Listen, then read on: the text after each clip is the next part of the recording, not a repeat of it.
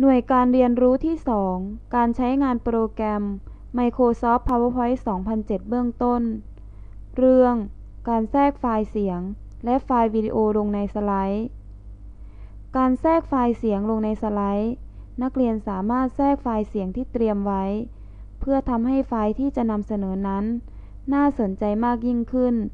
นักเรียนสามารถทำได้ดังนี้ 1. เลือกพื้นที่ว่างในสไลด์ 2. คลิกเมนูแทรก 3. คลิกปุ่มเสียง 4. เลือกเสียงจากแฟ้ม 5. เลือกไฟล์เสียงที่สนับสนุนในโปรแกรม เช่น MP3 WMV เป็นต้น 6. เลือกปุ่มตกลง 7. เมื่อต้องการให้เพลงขึ้นทันทีให้เลือกอัตโนมัติ หรือเมื่อต้องการให้เพลงเล่นเมื่อเราคลิกให้เลือกเมื่อคลิก ในที่นี้จะเลือกเป็นแบบอัตโนมัติ ทีนี้เราลองมาทดสอบเสียงดูว่าเล่นได้จริงหรือเปล่า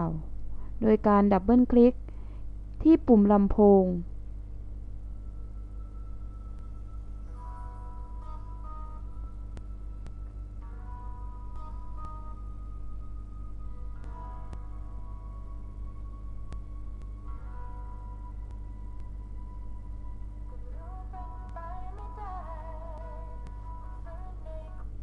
เมื่อนักเรียนต้องการหยุดเพลงนักเรียนสามารถคลิกที่ปุ่มลำโพง1 ครั้ง ทีนี้นักเรียนมาดูเรื่องการแทรกไฟล์วิดีโอลงในสไลด์ ในการแทรกไฟล์วิดีโอลงในสไลด์ เพื่อกระตุ้นความสนใจของผู้ชมงานนำเสนอของเราได้ดังนี้ 1. เลือกพื้นที่ว่างในสไลด์ 2. เลือกเมนูแทรก 3. คลิกปุ่ม Movie หรือปุ่มภาพยนตร์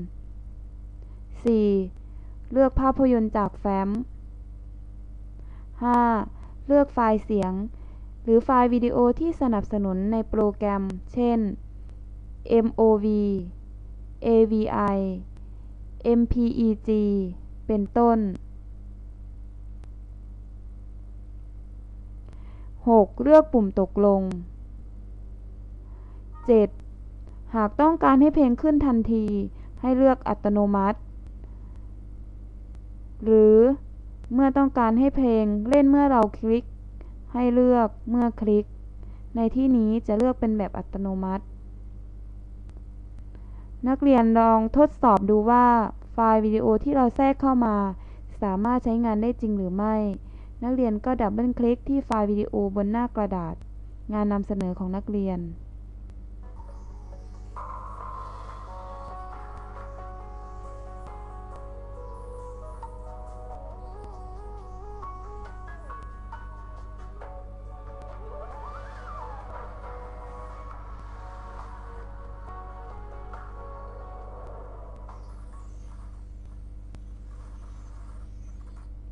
เมื่อนักเรียนต้องการหยุดไฟล์วิดีโอนักเรียนก็คลิกที่ไฟล์วิดีโอ1 ครั้ง